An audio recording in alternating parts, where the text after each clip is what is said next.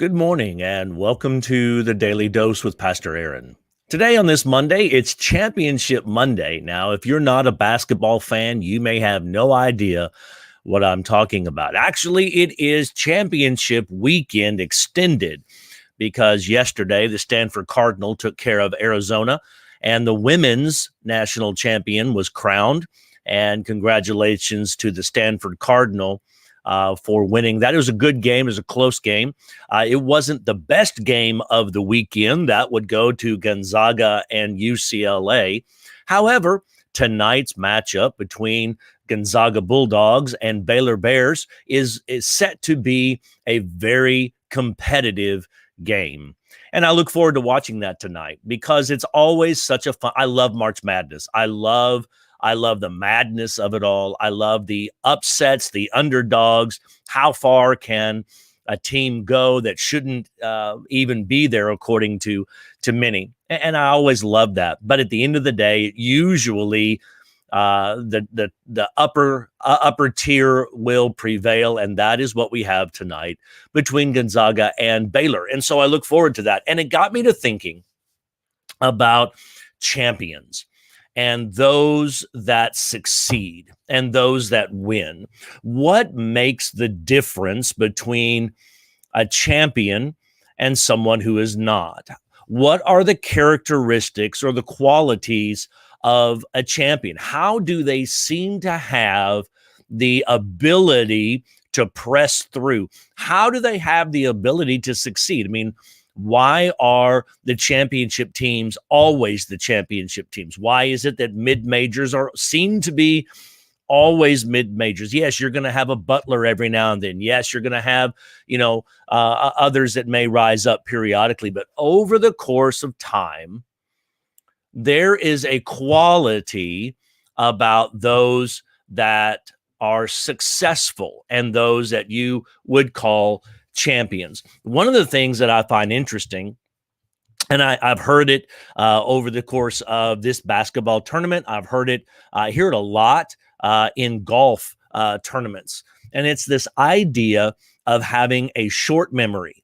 Or another way to say it is to have a sense of amnesia, locally administered amnesia, if you will. I watch girls softball.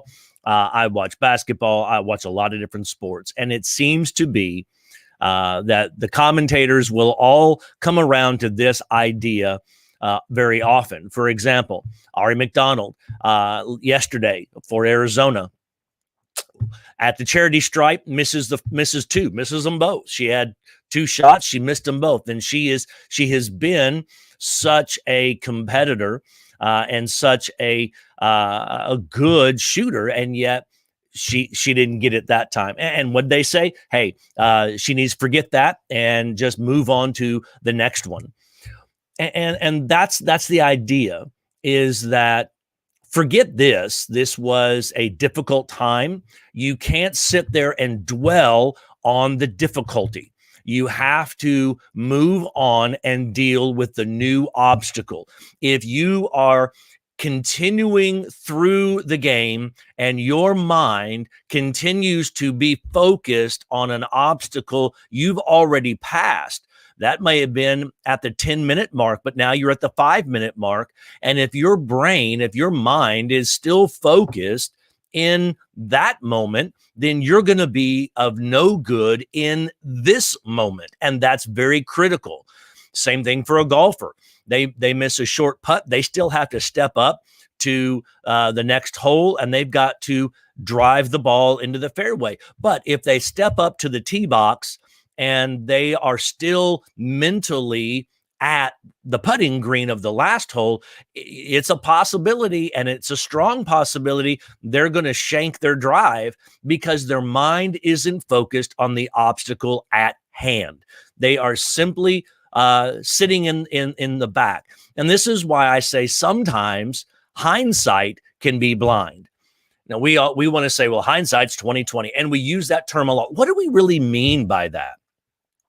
Because in our passage that we read this last week, hindsight is blind. Hindsight is not always 2020. Now, if you want to say you want to get to moments after a situation, maybe a day or two after the situation, and you can look back and go, we really should have done it this way.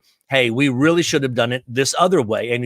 And you can say in that moment, well, hindsight's 2020. If I'd have known then what I know now, okay, and I understand that. But what happens so often is that we blur the lines between what is hindsight and what is a false memory. We look back into the past and we romanticize a past that, if you ask the people going through it at the time, it wasn't that sexy. It wasn't that romantic. It wasn't that intriguing. In fact, many might tell you it was a very difficult time. But somehow we get to 10 years, 20 years, 30 years or so later, and we have so romanticized it that it becomes fiction. We're just writing a fiction novel of the past, and we're just writing it, and it's like, that's not really how it was. It wasn't as glorious as you're making it out to be. But sometimes this is when hindsight can be blind. In Exodus chapter 16, for those of you keeping score at home, the entire Israelite community departed from Elim and came to the wilderness of Zin, which is between Elim and Sinai, on the 15th day of the second month after they had left the land of Egypt. Now, look at this, the entire Israelite community complained against Moses and Aaron. This wasn't the first time they had complained against Moses and Aaron. It wouldn't be the last time that they complained against Moses and Aaron. In fact, this just becomes the storybook problem of churches in general, that God sets up leadership to do what they're supposed to do, but the community at large simply want to complain because they don't get their way and they didn't get what they wanted. And their hindsight can be romanticized. And this is what happens. Look what they say in verse 3. The Israelites said to them, "If only we had died by the Lord's hand in the land of Egypt." Okay, come on. If you go back and read that, they were under such oppression that the cries of the people came to God. When God met with Moses, what did he say? "I have heard the cries of my people." So obviously, it wasn't as great as they're making it out to be. If only we had died. He said, "When we sat by pots of meat and ate all the bread we wanted." Now let's think about this. They were under such oppression. I am willing to bet that it was not that way. I'm willing to guess right now, and I'll hold to that. It was not as great as they made it out to be.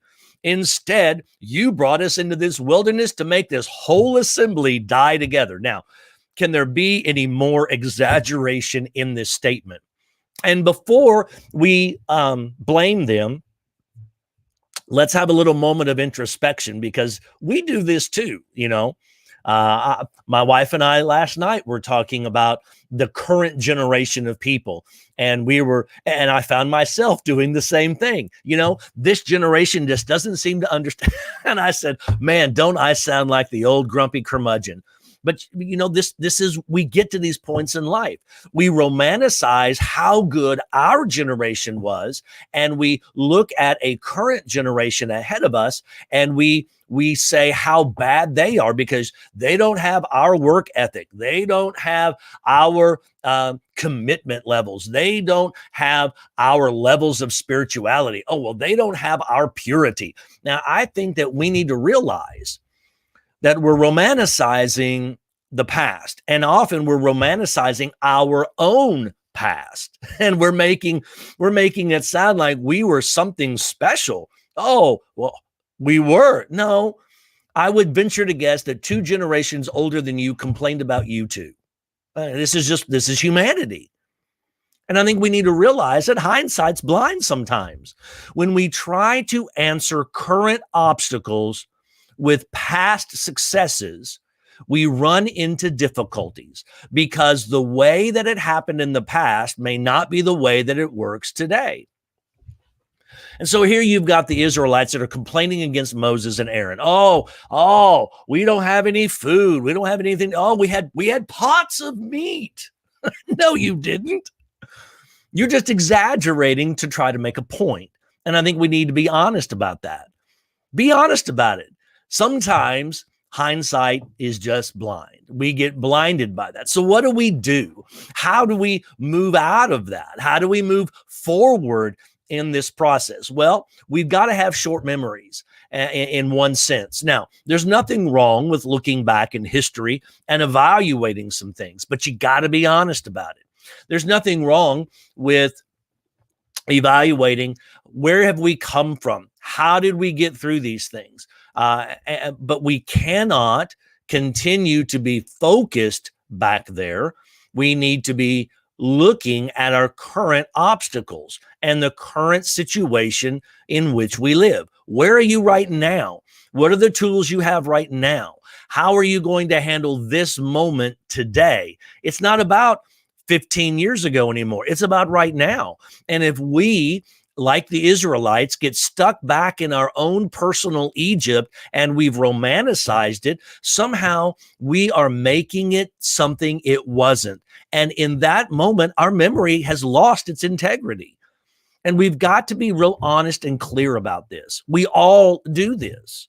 We all look back and we pine away for something that we can never get back. We pine away, and when we've romanticized it, it makes it even more problematic, because not only are we wanting to get back to something that we thought was the best thing ever, but we're also making it out to be that it's the only way ever.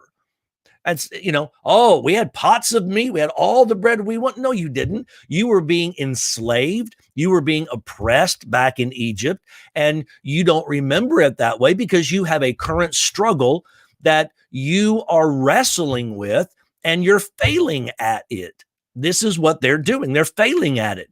They were free. You realize the celebration 2 months ago, 60 days ago, they were leaving Egypt and hooping and hollering and celebrating. This is awesome. This is great.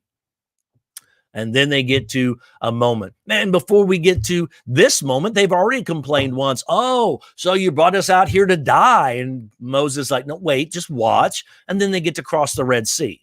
They crossed the Red Sea, and so you brought us out here to die because we used to have pots of meat and all the buffet bread we wanted. It was all you care to eat buffet style in Egypt. No, it wasn't. In the same way, we can't look back and romanticize some things of our past. The 60s had its problems. So did the 70s, and so did the 80s, and so did the 90s, and so did the early 2000s. Every decade has its ups and its downs.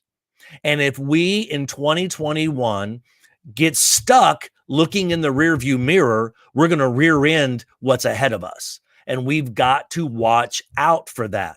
We need to stop thinking and romanticizing about how great and glorious it used to be and start evaluating what it is today and how we move forward today.